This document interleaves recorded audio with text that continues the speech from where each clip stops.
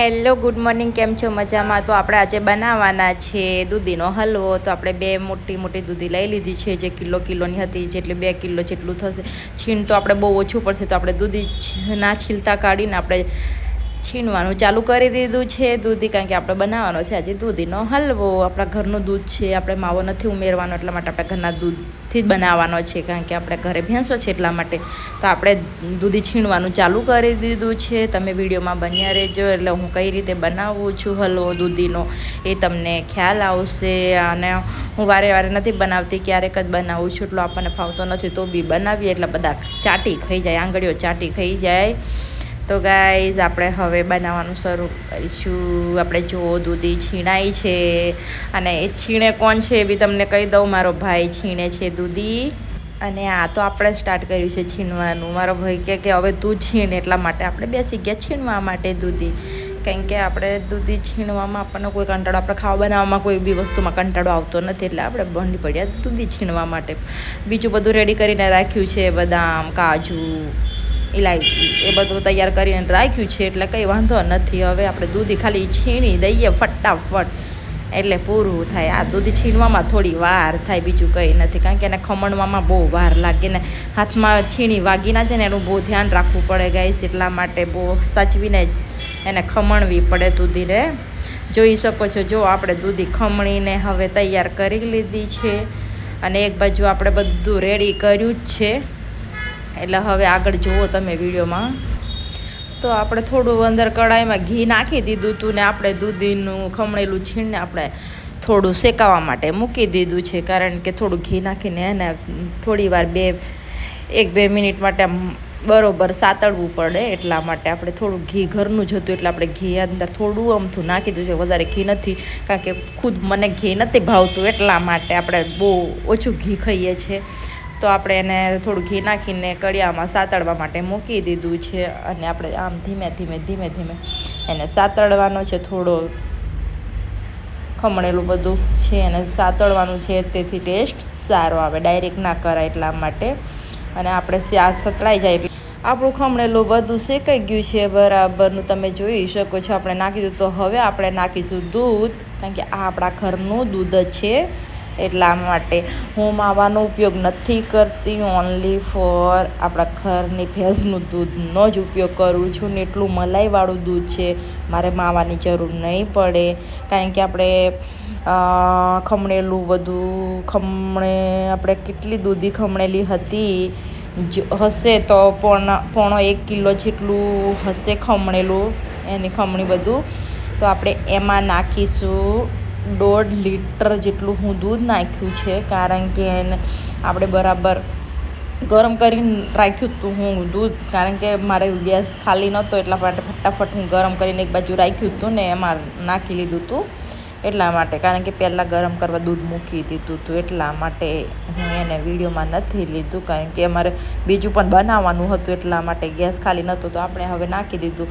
જેને મીઠું ભાવે એ પ્રમાણે આપણે ખાંડનો ઉપયોગ કરવાનો છે. જેને વધારે ગળ્યું ભાવે તો એ વધારે નાખે ખાંડને, જેને થોડી ઓછું ભાવે આપણે મીડિયમ જ છે, કારણ કે મારી મમ્મીને એટલું ગળ્યું ભાવતું નથી, બીજા બધાને ભાવે છે ગળ્યું, મારા ભાઈને વધારે ગળ્યું ભાવે છે, મને ભાવે છે, પણ મારી મમ્મીને ઓછું ગળ્યું ભાવે છે, તો એ કે થોડું ઓછી નાખજો ખાંડ, એટલા માટે આપણે માપની નાખી છે ખાંડ, બહુ ગળી પણ નહીં, બહુ મોડી પણ નહીં, એટલા માટે આપણે સ્વાદ પ્રમાણે નાખવાની છે ખાંડ, સમજી લો તમે લોકો.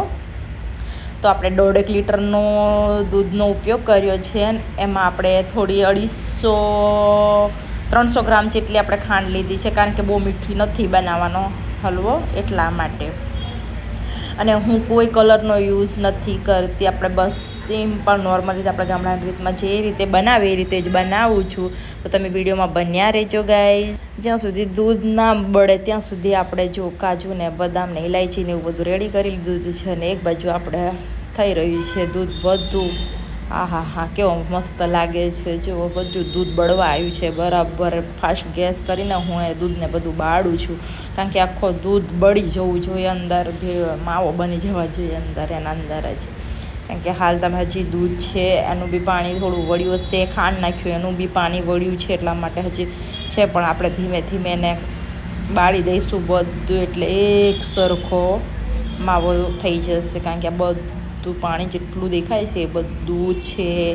પછી ખાંડનું પાણી વળ્યું છે થોડું, એટલે એને બાળવું પડે. એટલે આપણે એને ધીમે રહીને બનાવશું. વધીને કેટલી મિનિટમાં બની ગયો કહું તમને, બનશે આ 20 મિનિટ ઉપર તો ખરી તે, કારણ કે વાર લાગે. આ બધું બાળતા બહુ વાર થાય પાણીની અંદર ગેસ પર, અને ચૂલા પર હોય તો બી વાર તો લાગે, પણ ચૂલા પર એક ધાર્યું થાય. અને તમે વધારે સળગાવો લાકડા એટલે વધારે આગ પકડે, એટલે ગરમ વધારે થાય. ગેસ પર કેવું કે જેટલી એની લિમિટ હોય એટલો જ ગેસ બળે, એટલા માટે વાર લાગે. પણ રાતની પર હતી એટલે આપણે ચૂલા પર નહોતા બેઠા, આપણે ગેસ પર બનાવવા માંડ્યા છે. કે બાકી મોસ્ટ ઓફલી આપણે ચૂલા પર જ બનાવતા હોઈએ છીએ. તો બી મોસ્ટ ઓફલી બધું દૂધ ને પાણી બધું બળવા માંડ્યું છે. હવે તમે જોઈ શકો છો ગાઈઝ કે આપણે એકદમ જે પહેલાં પાણીના દૂધ હતું દેખાતું હતું એવું નથી દેખાતું. જે બધું હવે નીચે જવા માંડ્યું છે થોડું કરીને, હજી થોડું છે જ તે. તો તમને મારી રેસીપી કેવી લાગી? તમારે મને મારી રેસીપી ગમી હોય તો મને કમેન્ટ, લાઈક. તો ગાઈઝ આપણે ફાઇનલી હવે બધું પાણી, જે ખાંડનું પાણી હતું એ પણ બળી ગયું. આપણે દૂધ નાખ્યું હતું એ દૂધ પણ બધું બળી ગયું, એક મેલ્ટ થઈ ગયું છે બધું ગાઈઝ. તમે જોઈ શકો છો એકદમ આપણે જે બધું ખમણેલું છીણ હતું એ બધું એકદમ લોચા જેવું થઈ ગયું છે. આપણે એકદમ બધી રીતેથી બધું પાણી બધું વાળી દીધું છે. એમાં હું નાખી દીધું છે ઇલાયચી, કાજુ, બદામ બધું જ નાખી દીધું છે. હવે એને થોડી વાર માટે આપણે બરાબર હલાવવાનું છે, કારણ કે એ બધું મિક્સ થઈ જાય. હજી હું કહું કે તરત હું ઉતારી નથી લેતી, એને બરાબર હજુ થોડી વાર એ થવા દઉં. આમ બરાબર જો આપણે ગેસ પરથી ઉતારી લીધું છે, કારણ કે બધું પાણી બળી ગયું છે. કોને હલવો ખાવો છે ગાઈઝ એ લોકો મને કોમેન્ટ કરીને કહેજો ને. આપણે હલવાની રેસીપી કેવી લાગી? હા, આપણે ગામડાની તંદન રીતે બનાવીએ છીએ, અને આપણે કોઈનું શીખેલું નથી, આપણે આપણી રીતે બનાવીએ છીએ હલવો. હું કોઈના અંદરથી એ નથી ને કોઈનું જોઈને નહીં, આ બધું મેં મારી જાતે શીખેલી છું બનાવવા માટે ગાઈઝ. તો તમે જોઈ શકો છો કે આપણે હલવો કેવી રીતે બનાવ્યો ને કેવી રીતે કર્યું બધું. હું મારી રીતે જ કર્યું છે, ને આપણે તો ગામડાના માણસ એટલે આપણે ગામડાની રીતે જ બનાવવાનું હોય. આપણે પરફેક્ટ રીતો બધી ના આવડતી હોય તો બી આપણે બનાવીને ખાઈ તો લઈએ. તે આ હલવા જેવો ટેસ્ટ આવી જ જાય, ના આવે એવું તો બને જ નહીં. અને આપણને ભાવે છે, એટલે જો તમે જોઈ શકો છો કોને મોઢામાં પાણી આવી ગયું મને કોમેન્ટ કરજો. અને કોને હલવો વધારે ભાવે છે એ બી મને કોમેન્ટ કરીને કહેજો. દૂધીનો હલવો કોને ભાવે છે ગાઈસ એ મને કોમેન્ટ કરજો ખાસ. અને આપણો દેખાવમાં કેવો હલવો લાગે છે એ પણ મને કોમેન્ટ કરજો. અને જેને બી ખાવું હોય એ મને કમેન્ટ કરજો. અને જેને ખાવું હોય, મારા ઘરની મહેમાનગતિ કરવી હોય, મારા ઘરે આવી શકે છે ગાઈઝ. અંદર આપણે બધું કાજુ, બદામ, ઇલાયચી નાખી દીધું છે. આપણે ગેસ પરથી પણ ઉતારી લીધો છે. જો એકદમ બધું મેલ્ટ થઈ ગયું છે, છીણ ને બધું દૂધ ને એકદમ. આપણે માવાનો જરાક પણ ઉપયોગ નથી કરેલો, આપણે મિલ્ક પાવડરનો પણ નથી ઉપયોગ કરેલો, ઓનલી ફોર દૂધ જ છે. તો ગાઈસ જો આપણે એકદમ આપણે એમાં થોડું ઘી લગાવીને રેડી રાખી હતી ડીશ. હવે આપણે આ બધું ડીશમાં કાઢી લઈશું બધો હલવાને, કારણ કે આપણે બધો હલાવીને કડિયામાંથી મિક્સ કરીને હવે આપણે ડીશમાં કાઢી લઈશું. કારણ કે ડીશમાં કાઢીને એને ઠંડો કરવો પડે. આપણે પીસ તો નથી પાડવાના, હું ફ્રીજમાં નથી મૂકતી. આપણે કોઈ બી વસ્તુ બનાવીએ તો આપણે ફ્રીજમાં મૂકતા નથી ગાઈસ, આપણે બહાર જ રાખીએ છીએ. ક્યારે ફ્રીજમાં મૂકેલી વસ્તુ હું ખાતી પણ નથી. હું ફ્રીજનું પાણી પણ નથી પીતી, એટલા માટે હું હલવા કોઈ ફ્રીજમાં ના મૂકું કોઈ દિવસ ઠંડો કરવા માટે. એની જાતે ઠંડો થશે. જુઓ કેવો લાગે છે. આપણે કોઈ કલર સેકરીન યુઝ કરેલું નથી. બધા કલર નાખીને કલર બતાડે, આ કરે તે કરે, ના. આપણે એકદમ ઓનલી ગામડાની રીત, એટલે રેતથી કોઈ મિલાવટ નથી કરેલી. ખાલી ખમણેલું દૂધીનું ખમણેલું છીણ છે, ખાંડ નાખી દીધી, એમાં દૂધ નાખી દીધું, અને આપણે કાજુ, બદામ ને ઇલાયચી નાખી દીધી, ને આપણો હલવો રેડી છે ગાઈસ. તો મિત્રો કોને કોને હલવો ખાવો છે, કોને ભાવે છે, અને અમારો વિડીયો ક્યાંથી જોઈ રહ્યા છો એ મને ખાસ કમેન્ટ કરીને કહેજો, એટલે મને પણ ખબર પડે કે આપણે હાવ દેશી ગામડાનો વિડીયો ક્યાં સુધી લોકો જોઈ રહ્યા છે એ મને પણ ખ્યાલ આવે ને, અને મને પણ મજા આવે. તમે લોકો જ્યાંથી જોતા હોય ત્યાંથી મને કહેજો કે હું અહીંયાથી જોઉં છું ને દીદી મારે તમારે ઘરે આવવું છે ખાવા માટે. એને હું બહુ ઇજ્જતથી માનથી બોલાવીશ ને આપણા ઘરે મહેમાનગતિ કરાવશું ને જમાડશું પ્રેમ ભાવથી, હં મિત્રો.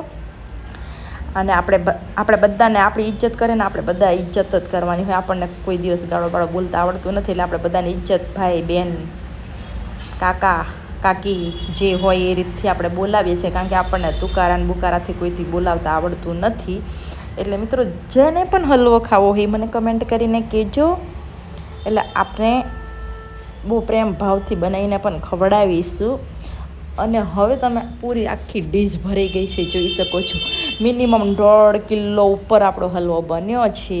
આપણે દૂધી માપ કરીને તો નથી લીધી, પણ આપણે ખેતરમાંથી તોડી લાવ્યા હતા દૂધી, કારણ કે અમારે ખેતરમાં દૂધી હતી, ત્યાંથી 2 આપણે દૂધી લઈ આવ્યા હતા અને આપણે ખમણીને બનાવી દીધું છે. એમાં 1.5 લીટર દૂધ ગયું છે ને 300 ગ્રામ જેટલી ખાંડ ગઈ છે. ખમણેલું છીણ પોણો 1 કિલો જેટલું હશે, કિલો પૂરું નહોતું છીણ, એટલા માટે તો આપણે દૂધનો વધારે ઉપયોગ કર્યો છે, કારણ કે દૂધ તો આપણે જોઈએ વધારે. ગાઈસ જોઈ શકો છો કે આપણે આખી ડીશમાં હલવો પથરાઈ ગયો છે.